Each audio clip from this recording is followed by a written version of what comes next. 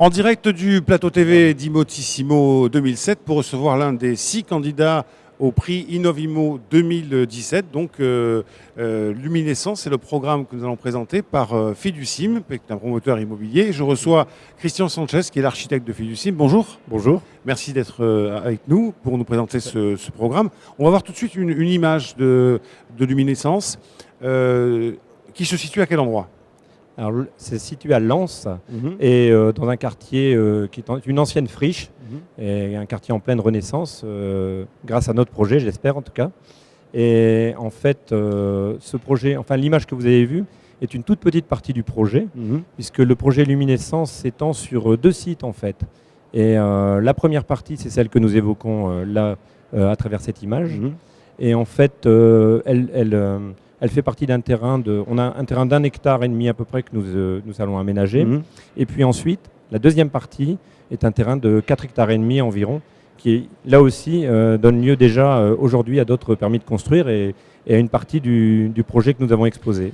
Alors là, on peut reparler de rénovation urbaine puisque ce site a été construit sur l'ancien site industriel de Nexans. On rappelle, Nexans, c'est des fabricants de câbles. De câbles, oui, de câbles, exactement.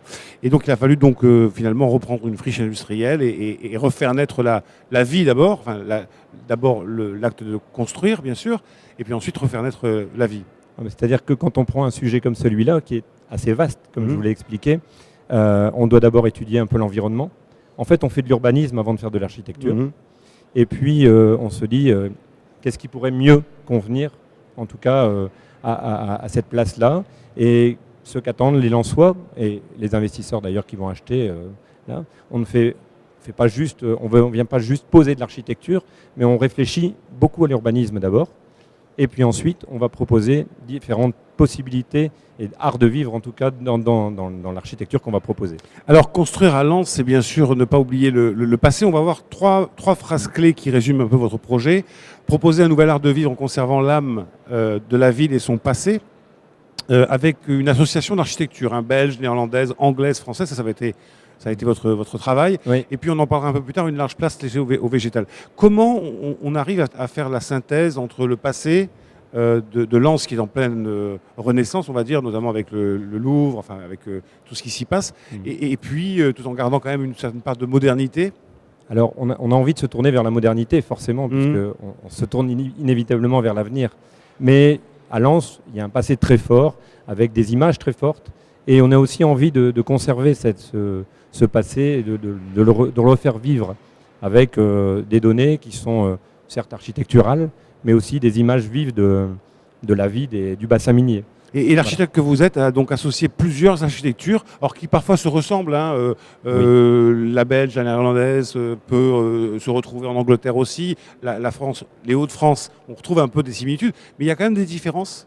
Ah, il y a quand même des différences dans la façon de vivre à l'intérieur généralement, mais aussi, je pense, dans la façon de vivre maintenant à l'extérieur. Oui. Où les gens se tournent les uns vers les autres et aiment bien vivre finalement dans des résidences où il y a une certaine vie et chacun ne vit pas dans son petit local, dans sa petite habitation, mais vivent les uns avec les autres. C'est cet aspect-là qu'on retrouve dans l'architecture du Nord malgré tout, où il y a une vie pas communautaire, mais presque. Donc avec des espaces communs qui sont plus importants qu'ailleurs. Qu'on va retrouver d'ailleurs dans la partie large place au végétal, mais aussi dans les espaces minéraux et dans les espaces de vie. La surface des espaces verts est vous auriez pu dire 1990 mètres carrés, donc c'est plus que la réglementation. Ça, c'est sur la première partie. Sur la première partie, effectivement, parce que là, dans la première partie, on a conçu ça comme finalement, on vit dans un parc. On a voulu que les habitations n'aient pas des jardins, n'aient pas un peu d'espace vert, mais surtout que les gens vivent dans un parc finalement. Ils rentrent dans un parc, ils sont déjà chez eux, dans un espace clôturé, une résidence clôturée, avec déjà le végétal en premier abord. Ils vivent dans le végétal déjà. Et Luminescence, c'est pour ça aussi. Et Luminescence, c'est pour ça. Ouais. Alors donc là, l'idée c'est une première tranche a été livrée, c'est ça ? Elle est en cours de réalisation.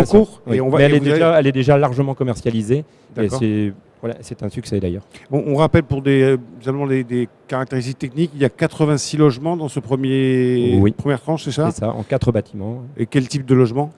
Essentiellement des types 2 et des types 3, avec quelques types 4, notamment pour les étages les plus hauts, qui bénéficient de larges terrasses. Voilà. Le public visé? Le public visé, étonnamment, il peut y avoir aussi bien des gens qui l'achètent pour y habiter, pour de l'accession, mais aussi il y a également des investisseurs, bien sûr, qui croient en ce projet, qui ont tout de suite cru en ce projet d'ailleurs. Christian Sanchez, merci beaucoup. Vous êtes l'architecte de Fiducine, d'être venu défendre votre bébé, merci. Votre projet. Et rendez-vous tout à l'heure à 18h30 pour savoir qui des 6 promoteurs immobiliers qui ont candidaté a remporté ce prix Innovimo 2017. Merci à vous. On se retrouve un peu plus tard sur ce même plateau pour recevoir un nouveau candidat.